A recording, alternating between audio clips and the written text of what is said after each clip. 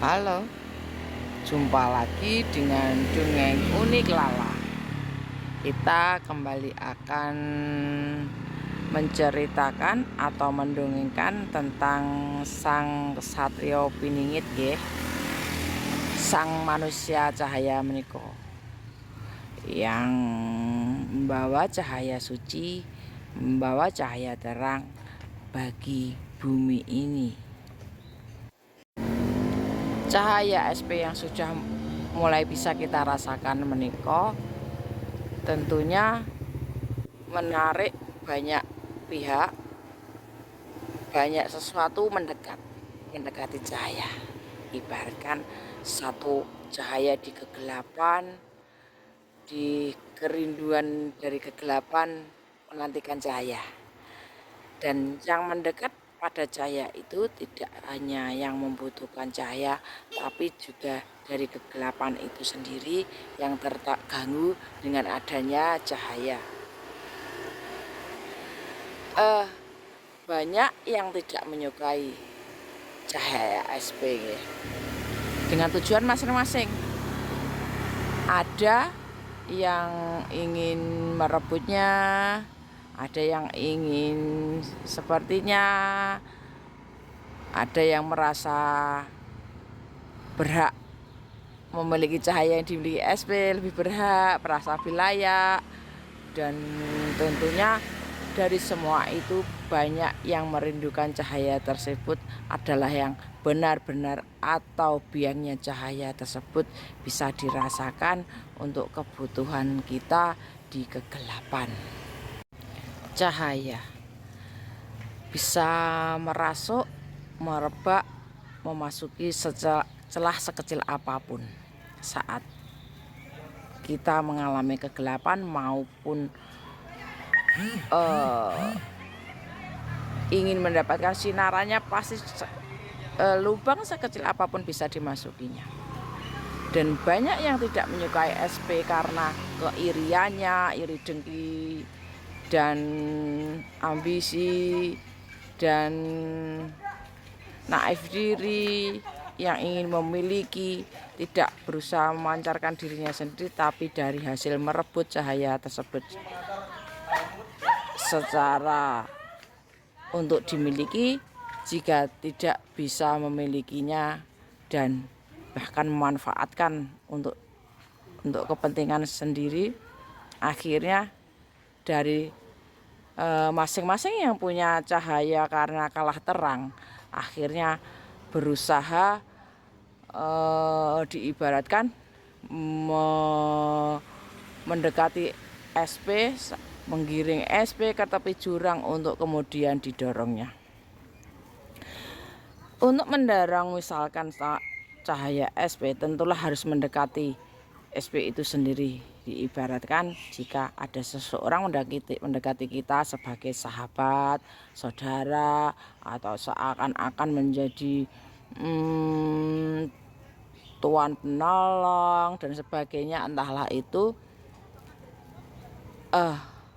mereka lupa cahaya dari SP itu memang benar-benar dari dalamnya, jadi tidak bisa direbut ataupun dimanipulasi untuk diambil pada dirinya, tidak bisa.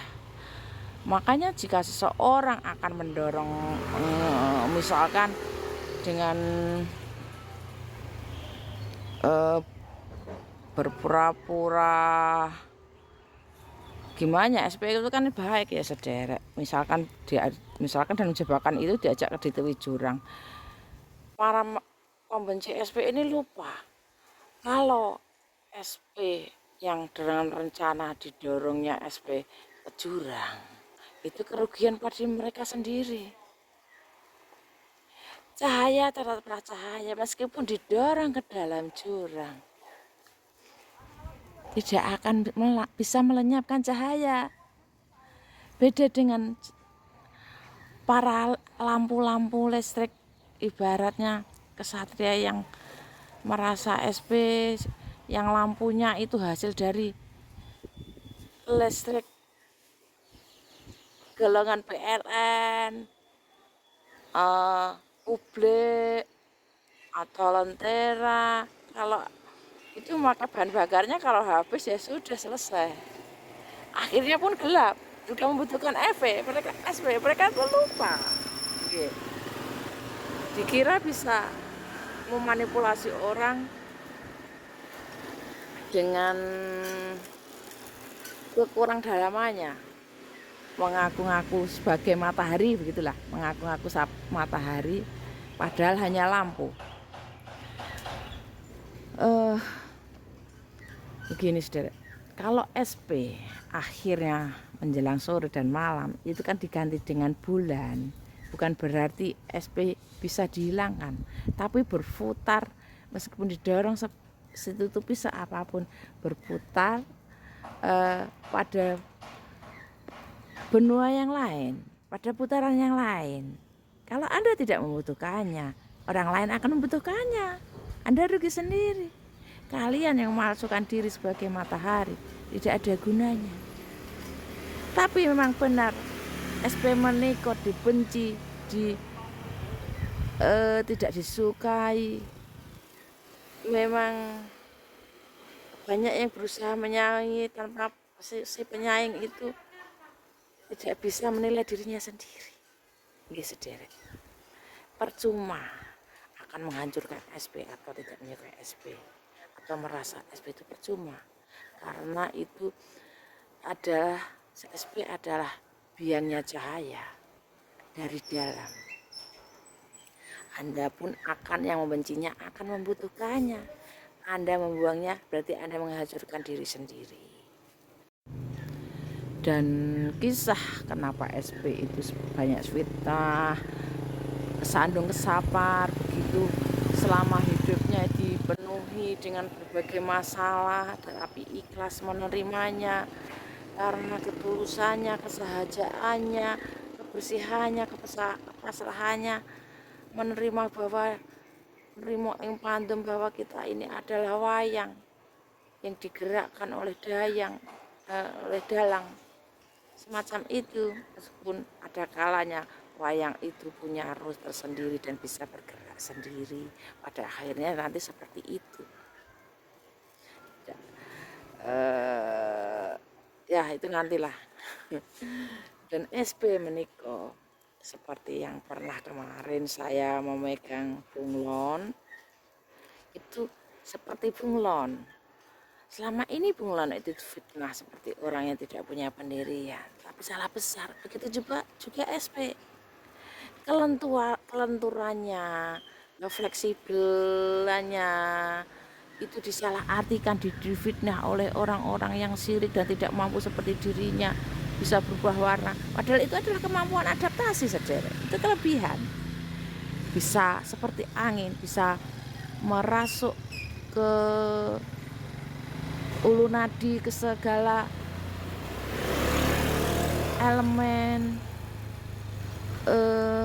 bisa di rakyat bawah sampai atas pun dia tidak merasa gimana biasa saja, karena memang dia sudah pada di puncaknya. Semacam itu. Salah paham terhadap bunglon secara otomatis kemampuan yang ada dalam tubuhnya tanpa keinginannya otomatis bisa menyetarakan, beradaptasikan, menyesuaikan diri, karena SP pandai menyesuaikan diri, karena tidak sombong seperti bunglon, tidak ingin menonjolkan diri. Kalau hijau ya ikut hijau, bukan berarti tidak punya pendirian. Pendirian sangat kokoh, tidak tergoyahkan, tapi kemampuannya beradaptasi tidak diragukan lagi. Dia dengan diam bisa mengambil mangsanya melalui jarak jauh, melalui lidahnya. Apalagi yang dibutuhkan? Dia tidak butuh validasi, tidak butuh pengakuan. Itulah SP, seperti bunglon, penuh kemampuan, kelebihan. Meskipun dianggap keteguhannya dianggap adalah sesuatu yang tidak teguh, itu dia cuek saja. Yang penting dia baik dan bermanfaat bagi lingkungan hidup dan segala kehidupan. Terima kasih. Kita nantikan SPD selanjutnya.